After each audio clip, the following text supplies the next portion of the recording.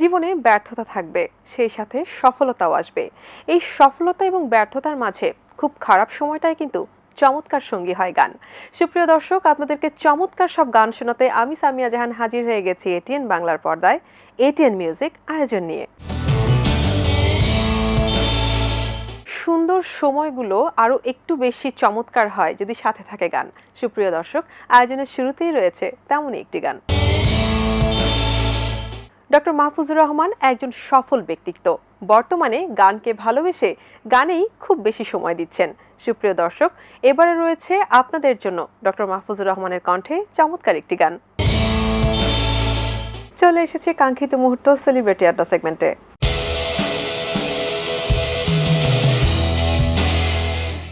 আজকে সেলিব্রিটি আড্ডা সেগমেন্টে আমাদের সাথে আছেন চমৎকার একজন সঙ্গীত শিল্পী। তিনি একই সাথে সুরকার এবং গীতিকারও। আমাদের সাথে আছেন কাজল ব্যানার্জি।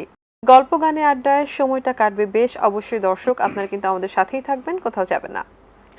কাজল ভাই, আপনাকে আমন্ত্রণ জানাচ্ছি আমাদের এটিএন মিউজিক অনুষ্ঠানে। আপনি কেমন আছেন? জি, আমি ভালো আছি, ধন্যবাদ আমন্ত্রণ জানানোর জন্য। জি, আপনাকে অনেক ধন্যবাদ। এত ব্যস্ততার মাঝেও চমৎকার কিছু সময় আমাদেরকে দিচ্ছেন। আমি প্রথমে একটু আসি যে সেই 2000-এর দিকে একটি ব্যান্ড তৈরি করেছিলেন, সেই সময়টাতে বেশ প্রচলন ছিল ব্যান্ডের। তো তখন সম্ভবত অবশ্যই আপনি কলেজ পড়ুয়া ছিলেন। সেই সময়টার গল্প একটু জানতে চাই, কিভাবে ব্যান্ড এস্টাবলিশ করেছিলেন আপনি যশোরে? আসলে ব্যান্ডের তো ডিমান্ডটা ডিফারেন্ট এবং এর উন্মাদনা তারুণ্যের একটা শক্তি। তো সেই সময় ছিল তো সারা দেশে একটা জয়জয়কার ছিল 2000-এর ওই দিকে। তো প্রথম আমাদের যে ব্যান্ডটা হয় ওই ব্যান্ডটা আমাদের লোকাল আমরা করি ডালস বাই নামে, আমাদের কিছু ফ্রেন্ডস নিয়ে।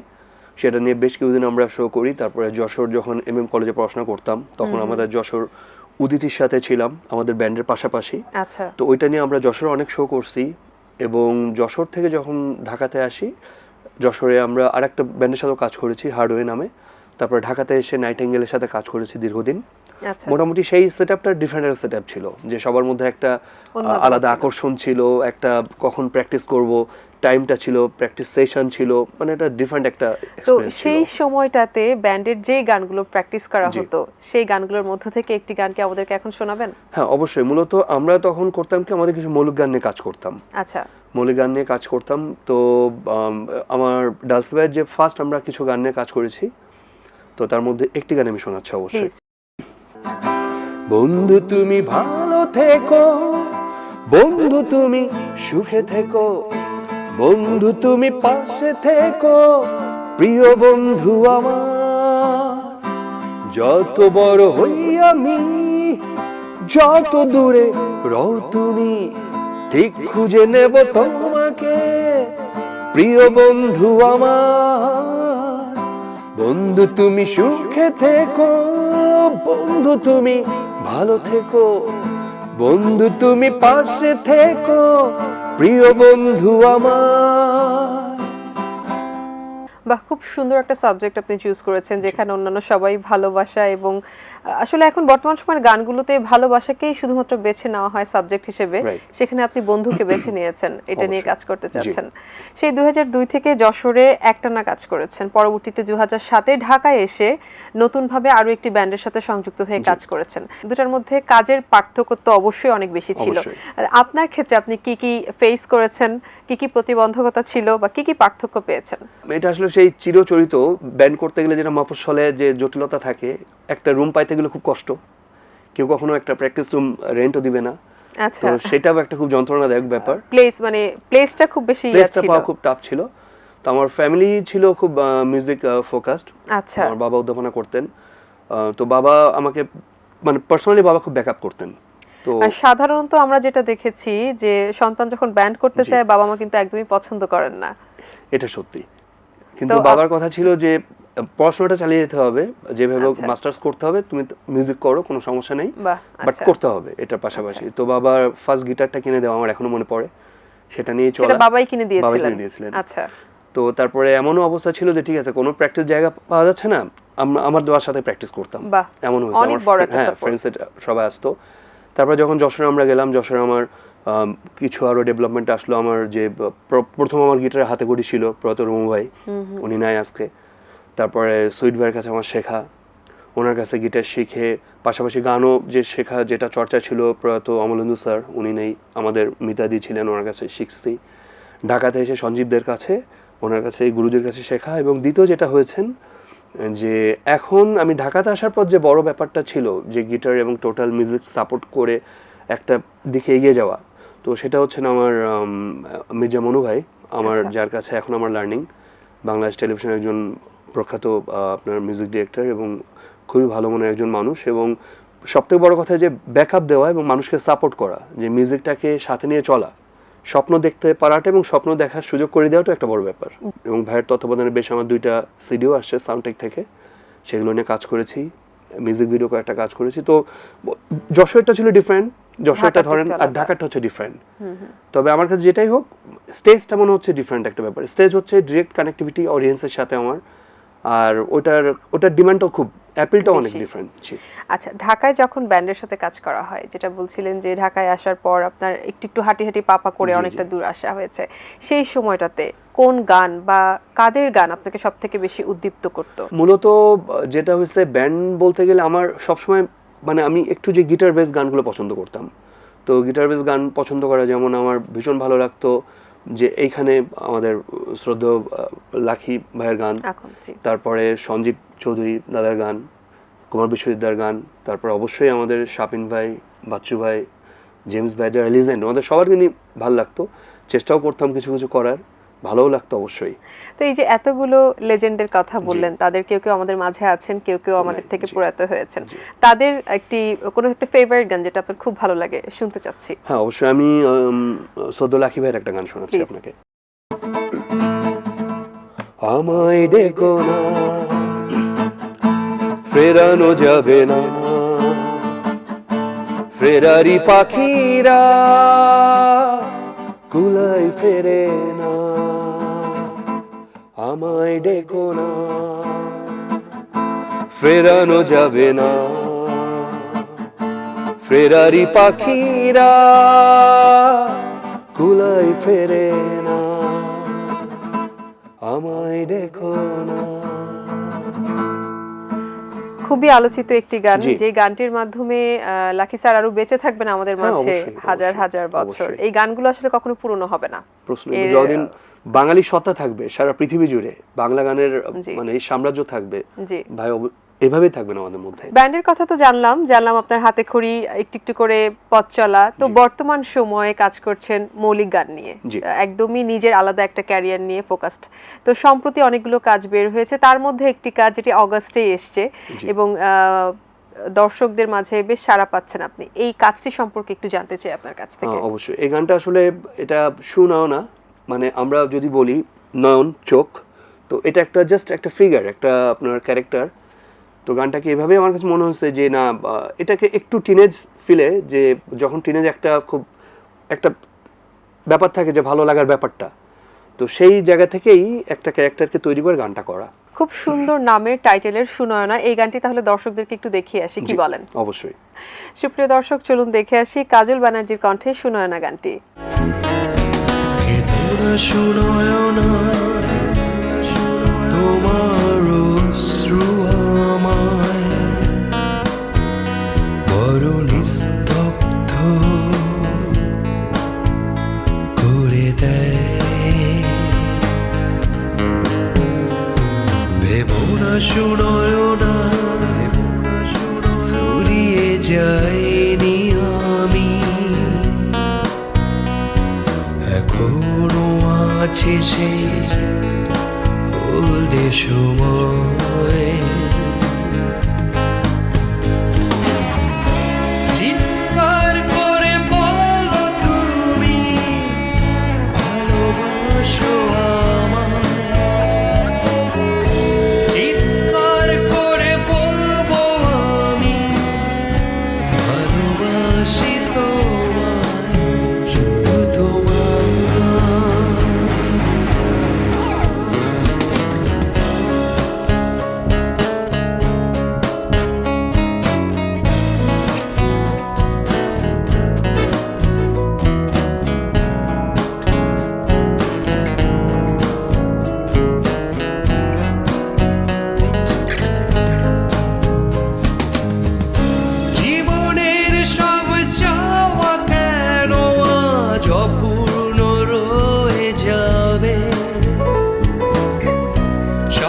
কিছু ছেড়ে ছুড়ে দিয়ে মন তোমাকেই চাইবে।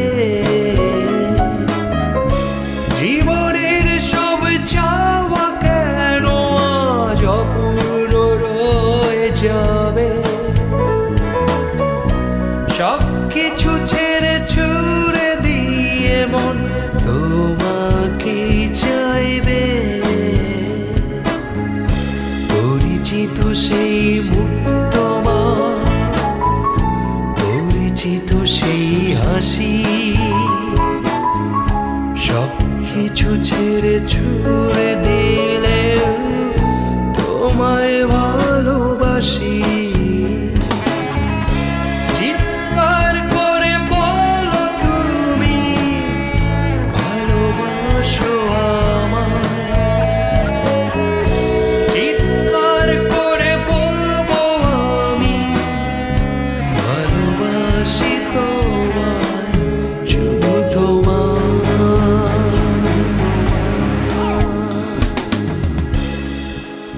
সুন্দর একটি গান। যেহেতু আমরা কিন্তু জানি যে আপনি সুরকার এবং গীতিকার হিসেবে কাজ করছেন, সেটা কবে থেকে?